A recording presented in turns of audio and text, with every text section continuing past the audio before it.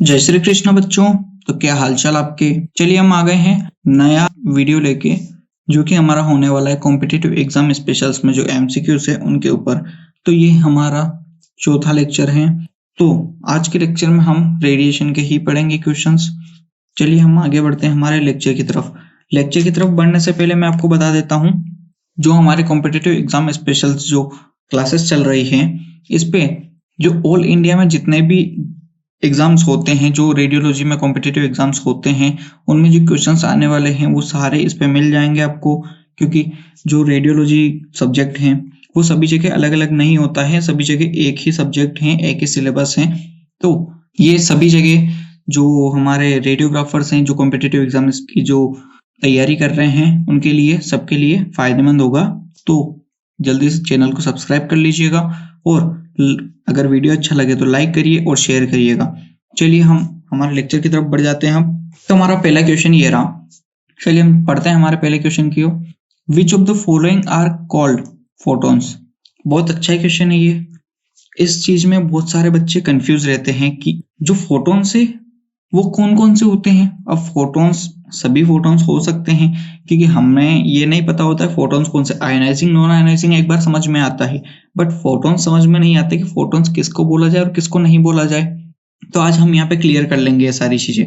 तो हमारे ऑप्शंस दिए हुए हैं X-rays, gamma rays, alpha rays, both X-ray and gamma rays. तो यहाँ पर बच्चे आंसर तो सही लगा देंगे। यहाँ पर सभी को पता है कि एक्सरेस और गामा रेस को फोटॉन्स बोला जाता है, ये आंसर सही लगाएंगे सभी, बट उनको ये नहीं पता सभी को कि क्या ये एक्सरेस और गामा रेस क्यों है, इसके अलावा कोई और क्यों नहीं, अल्फा रेस क्यों नहीं है, ये इस बारे में सोचते ही नहीं है। बस ये पता है एक्सरे और गामा रे। तो आज हम इस चीज की क्लियर कर लेते हैं कि जो हमारा जो आंसर है वो डी सही हो गया है। सभी को पता होगा कि एक्सरेस और गामा रेस को फोटॉन्स बोला जाता है, अल्फा रेस को नहीं बोला जाता। तो यहाँ पर इसका कारण ये होता है कि जो देखिए एक्सरेज और गामा रेस जो दोनों हैं, ये हमारा वेव फॉर्म होता है। जो रेडिएशन होती है उसमें दो फॉर्म होते हैं, एक वेव फॉर्म होता है, एक पार्टिकल फॉर्म होता है, जो कि हमने पहले एकेडमिक लेक्चर्स में पढ़े हैं। तो जो एक्सरे और गामा रेस होती है ये वेव फॉर्म में होती है और अल्फा रेस होती है पार्टिकल फॉर्म में। तो यहाँ पर यही सबसे बड़ा अंतर होता है इन दोनों का। जो भी अगर रेडिएशन है वो वेव फॉर्म में अगर होती है तो उसको फोटॉन्स बोला जाता है। जो वेव फॉर्म में जो रेडिएशंस होती हैं, जो लाइट की स्पीड से ट्रेवल करती हैं, वो सभी फोटॉन्स बोला जाता है। और जो पार्टिकल फॉर्म में होती है उन्हें पार्टिकल्स बोला जाता है, उन्हें फोटॉन्स नहीं बोला जाता है। तो यहाँ पर ये दोनों में सबसे बड़ा डिफरेंस यही हो गया। तो इस वजह से जो फोटॉन्स है वो केवल एक्सरेज और गामा रेस को बोला गया है इस क्वेश्चन में, और अल्फा रे को नहीं बोला गया है। चलिए यहाँ क्लियर हो गया है सभी का डाउट। चलिए हम आगे बढ़ते हैं। अगर डाउट क्लियर नहीं हुआ है तो मुझे कमेंट सेक्शन में बता दीजिएगा, मैं वहां पर आपका जवाब दे दूंगा, ठीक है। चलिए हम आगे बढ़ते हैं। तो दूसरा क्वेश्चन हमारा ये रहा, which of the following is highly ionising radiation with very short range in matter. तो क्वेश्चन यहाँ पर बोलना चाह रहा है कि इनमें से कौन सी जो हाईली आयोनाइजिंग रेडिएशन होती है, आयोनाइजेशन जिसका बहुत ज्यादा हाई होता है, पर उसकी जो रेंज है मैटर के अंदर, अगर वो किसी मैटर के अंदर ट्रेवल कर रही है तो वो उसकी जो रेंज है वो बहुत ही ज्यादा शॉर्ट होगी, मतलब कि बहुत ज्यादा कम रेंज होगी उसकी। एक जगह से दूसरी जगह तक जो ट्रेवल करती है वो ज्यादा दूर तक ट्रेवल नहीं कर पाएंगी। जो हमारा क्वेश्चन है ये पूछना चाह रहा है। तो हमारा ऑप्शन जो है alpha particle, beta particle, X-rays या फिर नन। या तो अल्फा पार्टिकल है, बीटा पार्टिकल है, एक्सरेज है, या फिर इनमें से कोई भी नहीं। तो हमारा जो क्वेश्चन है वो ये पूछ रहा है, तो हम इसका जवाब देंगे अल्फा पार्टिकल, बीटा पार्टिकल और एक्सरेज। ये तीनों ही हमारी रेडिएशंस हो गई, तीनों ही आयोनाइजिंग रेडिएशंस है।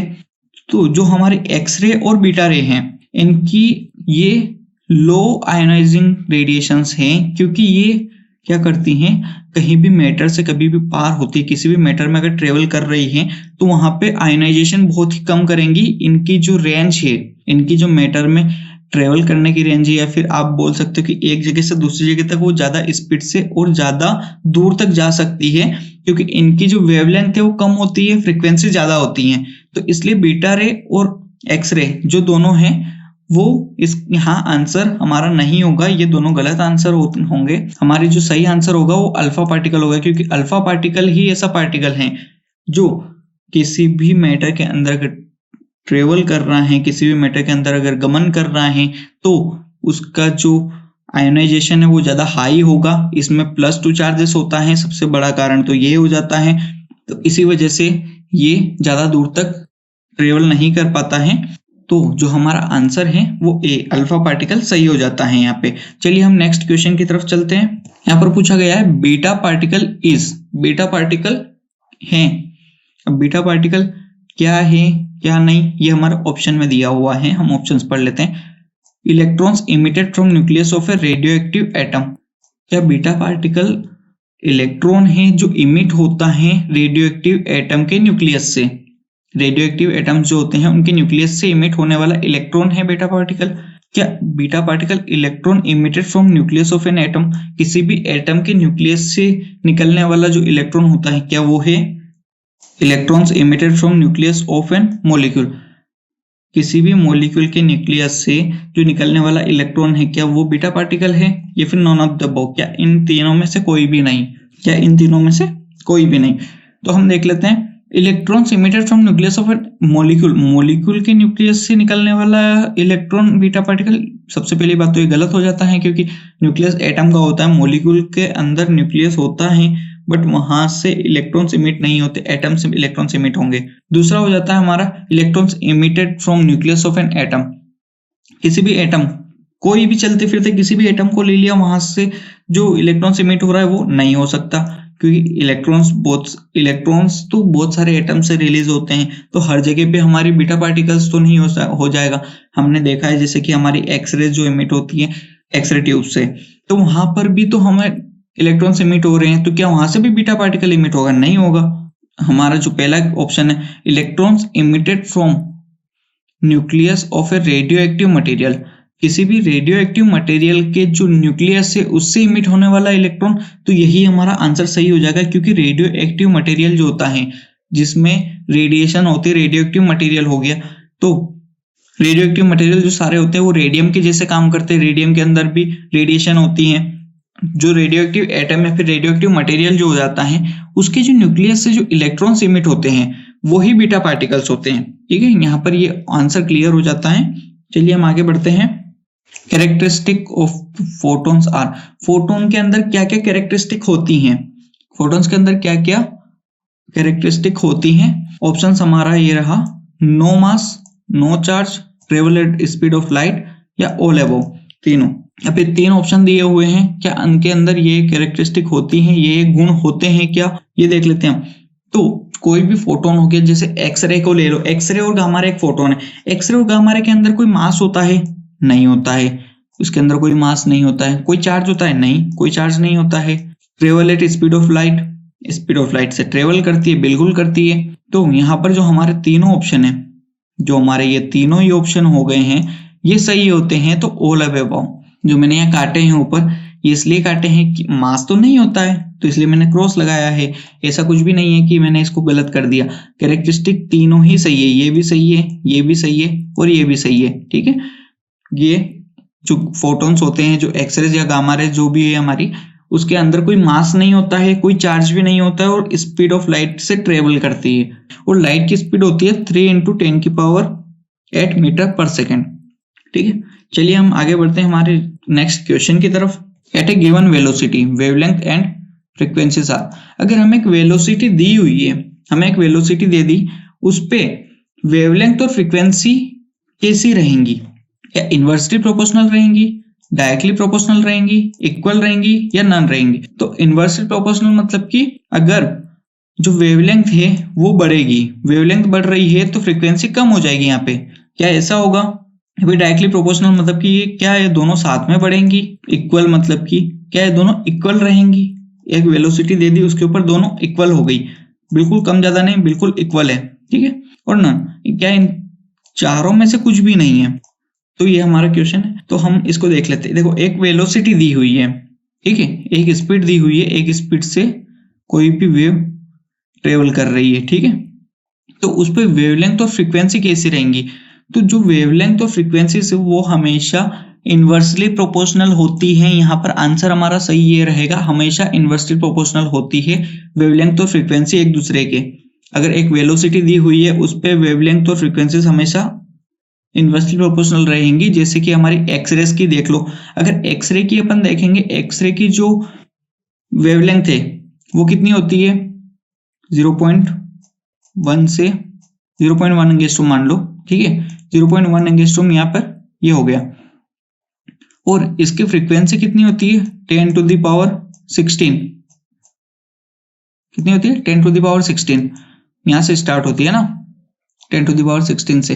तो ये दोनों अलग अलग है क्योंकि यहाँ पर एंगस्ट्रॉम जो अपना वेवलेंथ हो गया वो बहुत ज्यादा कम है और जो फ्रीक्वेंसी वो बहुत ज्यादा है, बहुत ज्यादा ही है।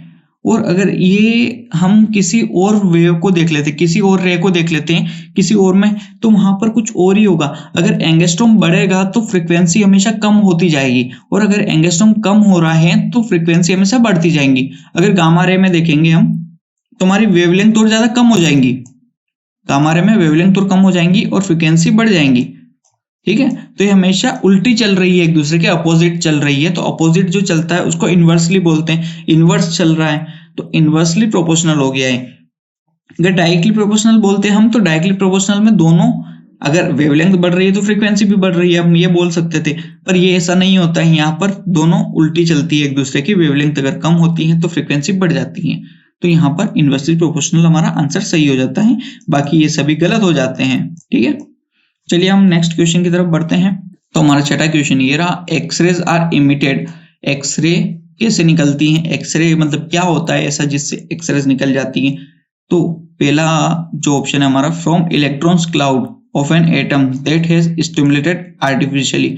जो इलेक्ट्रॉन का क्लाउड होता है, इलेक्ट्रॉन के बादल बनते हैं किसी भी एटम पे, वो आर्टिफिशियली बनाया जाता है इलेक्ट्रॉन्स का क्लाउड, क्या उससे निकलती हैं X-rays. From inside the electrons of an radioactive atom, क्या रेडियोएक्टिव एटम के अंदर से जो इलेक्ट्रॉन्स निकलते हैं क्या उससे एक्सरेज बनती है। क्या ये दोनों ही सही है या फिर इन दोनों में से कुछ भी नहीं सही है।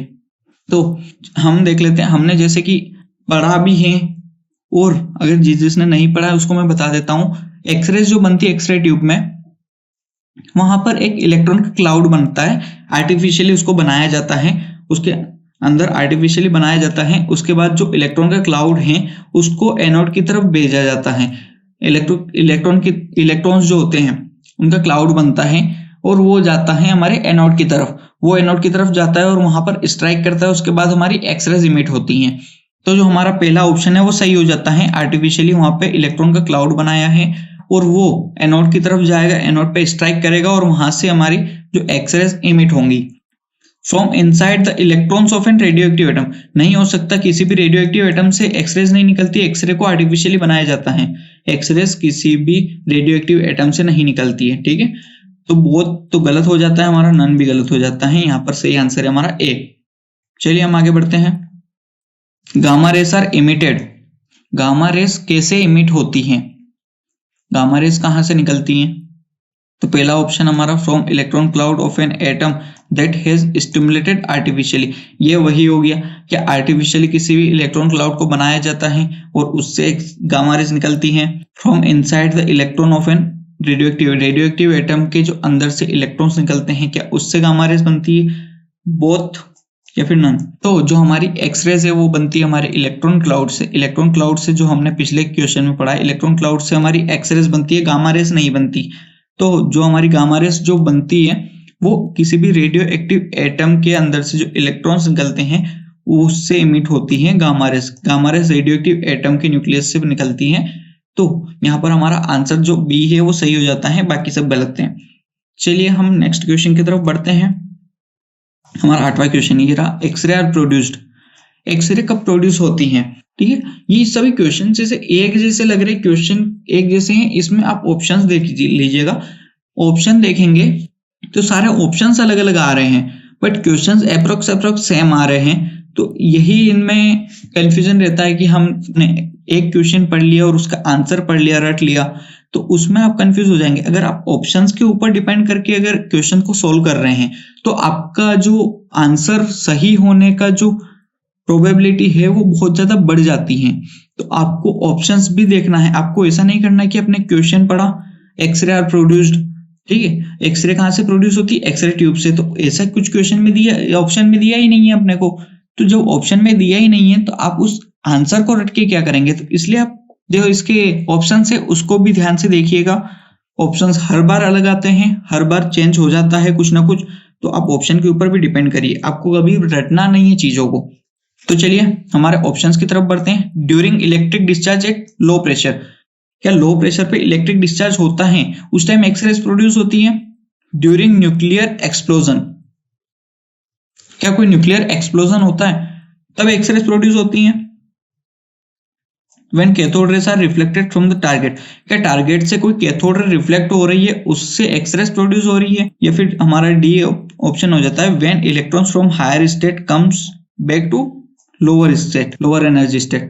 तो क्या हमारा जो इलेक्ट्रॉन है वो हायर एनर्जी स्टेट से लोअर एनर्जी स्टेट में आता है तो उसकी वजह से एक्सरेज प्रोड्यूस हो रही है। तो पहला जो ऑप्शन है हमारा electric discharge at low pressure, low pressure पर इलेक्ट्रिक डिस्चार्ज से एक्सरेज प्रोड्यूस होती है, नहीं होती है, ये हमारा हो गया गलत आंसर। इलेक्ट्रिक डिस्चार्ज से कोई भी एक्सरेज प्रोड्यूस नहीं होती, इलेक्ट्रिक डिस्चार्ज का कुछ भी इसमें नहीं है, तो यहाँ पर ये आंसर गलत हो जाता है। न्यूक्लियर एक्सप्लोजन, न्यूक्लियर एक्सप्लोजन से तो कभी भी नहीं होती एक्सरेज प्रोड्यूस, न्यूक्लियर एक्सप्लोजन से कभी भी नहीं, न्यूक्लियर मटेरियल से गामा रेस बन सकती है, एक्सरेज इमिट नहीं होती है। तीसरा हमारा जो ऑप्शन है वो है when cathode ray are reflected from the target, क्या कैथोड रे रिफ्लेक्ट हो, कैथोड रे कहां से आ गई, इसमें कैथोड रे तो आ ही नहीं सकती एक्सरेज में कहीं से कहीं तक, तो इसको भी हटा दिया गया है। तो हमारा जो आंसर डी है वो सही है। कोई भी इलेक्ट्रॉन जो होता है वो हायर एनर्जी स्टेट से लोअर एनर्जी स्टेट में आता है तो उसकी वजह से वहां पर एक्सरेज प्रोड्यूस होती हैं, एक्सरेज हमेशा इसी वजह से प्रोड्यूस होती हैं, ठीक है। चलिए हम आगे बढ़ते हैं हमारे नेक्स्ट क्वेश्चन की तरफ। एन डैश यहाँ पर ब्लैंक दिया है, particle is a helium nuclei, कौन सा पार्टिकल है जो हीलियम न्यूक्लियाई है, that contain 2 protons and 2 neutrons. पहले लेक्चर में हमने पढ़ चुका है ये क्वेश्चन घूम फिर के ऐसे ही आता है, ये कभी ऊपर नीचे, कभी क्वेश्चन को आंसर में दे देंगे, कभी आंसर को क्वेश्चन में दे देंगे, कुछ भी घूम फिर के आ जाएगा इस क्वेश्चन से। इस क्वेश्चन के बहुत ज्यादा आंसर्स बनते हैं और ये पूछे भी जाते हैं हमारी कॉम्पिटिटिव एग्जाम्स में, तो ये चीज आपको ध्यान रखना है। अगर हीलियम न्यूक्लियाई आ गया और 2 प्रोटॉन्स और 2 न्यूट्रॉन्स अगर हैं तो हमारा अल्फा पार्टिकल वहां पर सही हो जाता है हमेशा। अल्फा पार्टिकल में ही 2 प्रोटॉन्स 2 न्यूट्रॉन्स होते हैं, बाकी बीटा पार्टिकल में नहीं, बीटा पार्टिकल नेगेटिव चार्ज वाला होता है, पॉजिटिव चार्ज वाला नहीं होता है। गामा में तो कोई भी चार्ज नहीं होता है, न्यूट्रॉन्स में भी नेगेटिव चार्ज होता है। तो यहाँ पर जो तीनों ऑप्शन से नीचे के वो गलत हो जाते हैं, जो हमारा अल्फा पार्टिकल है वो ही सही आंसर है।